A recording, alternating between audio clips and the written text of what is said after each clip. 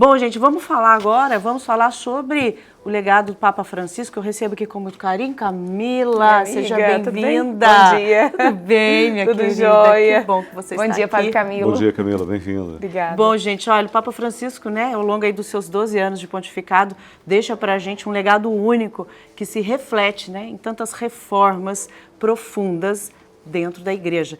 E aí eu queria que você viesse para cá para conversar com a gente, falar um pouquinho desse legado, Camila. Bom dia para todo mundo que está em casa acompanhando o Bênção da Manhã.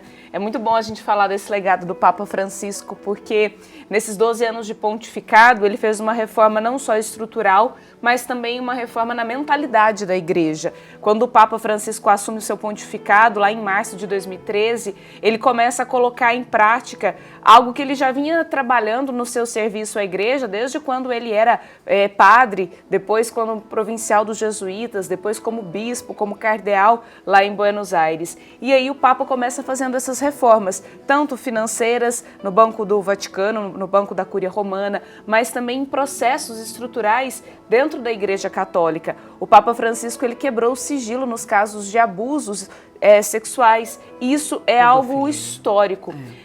Uma coisa que o Papa Francisco mudou também, as pessoas falam muito que o Papa mudou coisas dentro da igreja, da doutrina da igreja, mas o único quesito que o Papa mudou dentro da doutrina da igreja foi relacionado à pena de morte. É a única coisa. Todas as outras mudanças foram pastorais. Então o Papa Francisco ele coloca que a pena de morte ela é inadmissível em nenhuma circunstância. Isso é a única mudança doutrinal da Igreja Católica feita pelo Papa Francisco. E uma das bonitas características dele é que ele não ficou um Papa falando unicamente da dimensão espiritual da fé. Ele fala de toda a dimensão que constitui o ser humano, né? Desde a sua fragilidade, a enfermidade, as nossas fraquezas, as nossas imperfeições. Ele olhou o ser humano como um todo e olhou com esperança. Eu acho que isso é uma marca bonita que ele deixa para o coração da igreja. Você teve a oportunidade, né, de participar, estar lá cobrindo o sínodo da sinodalidade. Esse olhar tão bonito que a gente precisa aprender a caminhar juntos. Às vezes opiniões são diferentes, né? Até mesmo o jeito de realizar determinada coisa, cada um tem a sua prática, mas existe algo em comum que a gente precisa resgatar, este amor do Cristo que veio para nos unir. Partilhe um pouquinho conosco como foi estar lá nesse sínodo tão importante e que a gente tem que continuar sendo uma igreja sinodal, senão a gente vai perder a essência de quando nós nascemos lá na primeira comunidade cristã. E é interessante, Padre Camilo, que o Papa Francisco fala é a diversidade na unidade. Nós podemos ter pensamentos divergentes, mas nós continuamos unidos, nós temos o mesmo objetivo, a mesma causa. Eu até trouxe aqui o livro como o resultado final do sínodo da sinodalidade. Normalmente, após um sínodo, o Papa ele proclama, né, ele publica uma exortação apostólica. Mas o Papa Francisco, acreditando tanto nessa questão da unidade, na diversidade, ele fala, não, tudo que vocês conversaram durante esses dias todos, nesses anos todos, já está escrito. Eu não preciso escrever um outro documento com tudo aquilo que vocês disseram. E realmente foi uma oportunidade única, graças à TV Aparecida. Nós estivemos lá em 2023 e 2024, num sínodo que começou em 2021. E o Papa quis ouvir o mundo todo. Então esses processos sinodais começaram nas paróquias, depois nas dioceses, foi se expandindo para as fases continentais, até chegar para a fase global lá em Roma. E o Papa foi vendo os principais desafios da igreja no mundo contemporâneo. A gente está até vendo as imagens. Aí o Papa sentava nas mesas redondas com todos, como mais um padre, como mais um bispo. Foi a primeira vez na história da igreja onde mulheres puderam participar e votar. O sínodo ele nunca tinha sido feito nesse método de mesas redondas, onde todos falam e todos se ouvem. Antigamente, era um sínodo só para bispos, unicamente, onde as pessoas eram enfileiradas. Então, isso já é uma abertura de processo. E penso que o próximo Papa, ele vai dar continuidade nesse trabalho que foi iniciado com o Papa Francisco. Talvez não na velocidade que o Papa Francisco propôs essas mudanças. A gente está vendo a Sônia, ela é a presidente do Conselho Nacional do Laicato e ela foi junto com a outra mulher representando o Brasil. Então são mudanças que a gente via que de formiguinha em formiguinha o Papa quis mudar e atender às demandas do tempo que a igreja vive hoje, né? Atualizar no máximo com a necessidade, com a demanda humana, né? Exato. Atualizar um pouco, que estava ainda muito atrasado.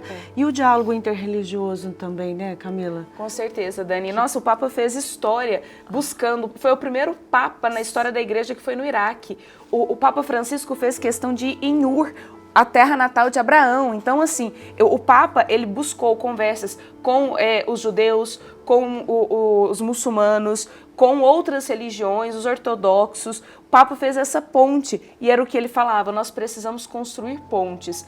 E mais do que esse diálogo interreligioso, o Papa foi um grande promotor da paz e ele entendia que buscando a conversa, o diálogo, nós poderíamos chegar nesse caminho da paz. E isso ele fez desde o início do pontificado. Me lembro quando ele foi a Cuba e depois aos Estados Unidos e foi então a partir de uma ponte construída pelo Papa Francisco que ele fez com que as relações entre Cuba e Estados Unidos, na época, o presidente era o Barack Obama, que essa ponte voltasse a ser construída. Então a gente vê que na questão do diálogo interreligioso, social, econômico, o Papa foi transformando o mundo, né?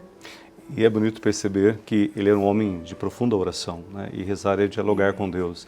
E toda vez que eu me proponho a dialogar com alguém, eu também tenho que estar com o coração disposto a ouvir o que aquela pessoa quer falar, o que ela quer acrescentar.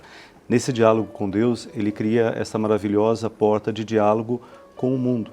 A igreja não pode dialogar apenas com ela mesma, de forma interna. A igreja tem que estar aberta para dialogar com o mundo, porque o mundo também espera que a igreja, como comunidade de fé, tenha resposta diante de situações que são difíceis, e situações que ferem, que machucam, onde vamos encontrar a esperança. Então podemos dizer que ele é o Papa do diálogo, dialogou com o mundo.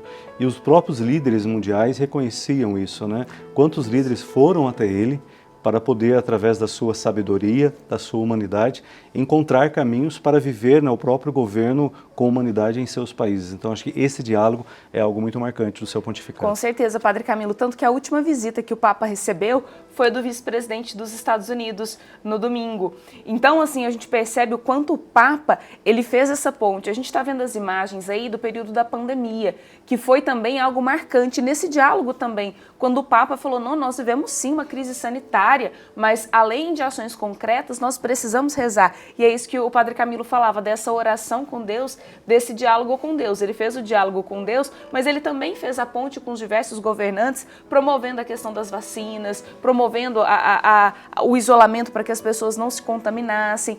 E aí eu recordo também o quanto o Papa dialogou com líderes do mundo todo em favor dos migrantes. Tanto que uma visita à ilha de Lesbos, o Papa Francisco levou para o Vaticano 3 famílias de imigrantes, que o Papa viu que eles não tinham condição de ficar lá. Essas famílias pediram para o Papa para que eles pudessem sair dali e o Papa, então, retira essas famílias de imigrantes. Então, a gente percebe o quanto o apelo do Papa em diversos aspectos sociais também do mundo. O Papa Francisco foi o primeiro Papa que discursou no Congresso americano e ele falou sobre a questão da migração também. E aí eu quero tocar num outro ponto, o Padre Camilo e Dani, porque a gente sabe que existe uma ala muito conservadora dentro da igreja.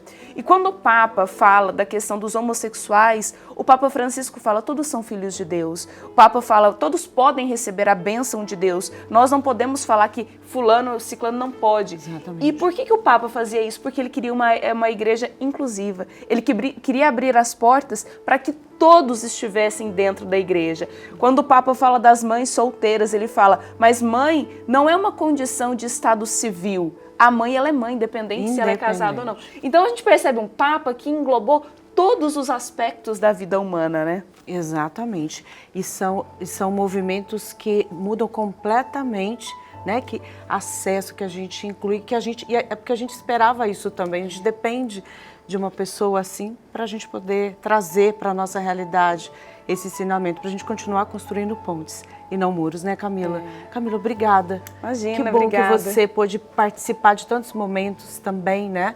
Para poder continuar transmitindo todos os ensinamentos do Papa e esse legado que ele nos deixa. Obrigada, minha amiga. Imagina, obrigada. Nós vamos sentir muitas saudades do Papa Francisco. Só quero dar uma informação. O Vaticano divulgou agora há pouco que o velório, né, do Papa Francisco começa nessa quarta-feira na Basílica Vaticana. Então o corpo dele vai ser transladado da Casa Santa Marta para a Basílica Vaticana de São Pedro e no sábado, então, será o funeral e o Papa, então, será sepultado na Basílica de Santa Maria Maggiore, que foi o último desejo dele, escrito, inclusive, no Testamento. e de todas as imagens que nós guardamos do Papa, tem uma também que nos marcará para sempre. Quando já convalescente, após ter alta do hospital, ele vai na cadeira de roda dar uma visita à Basílica de São Pedro para rezar lá no túmulo do Papa São Pio X. E aquela imagem talvez possa de início ter até nos assustado. Um Papa com uma calça preta, com um manto cobrindo a sua camiseta, sem o anel episcopal, sem a mitra, né? Uma pessoa sem as vestes sacras, mas se mostrando como o homem sagrado. E ele nos ensina, né, uma bonita lição. O pastor não é aquele que governa com o bastão, é aquele que conduz com o coração. E mesmo ferido, cansado e abatido, ele não deixa de amar e de ir atrás das suas ovelhas. Um ensinamento lindo que ele deixa para o coração de toda a igreja e que todos nós cristãos possamos, assim, cada vez mais nos despir de nós mesmos, daquilo que não significa nada e nos revestirmos do amor do Cristo. Daí vamos ser esperança ao coração dos outros. Força e esperança no coração.